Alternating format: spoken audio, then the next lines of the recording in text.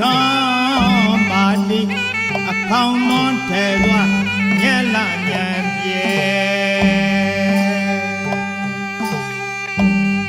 ရှိပဝေတနီအတိတေမယွေ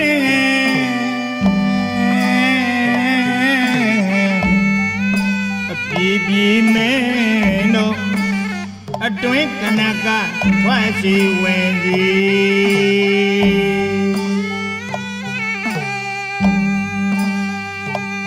ထွက်စီဝင်စီ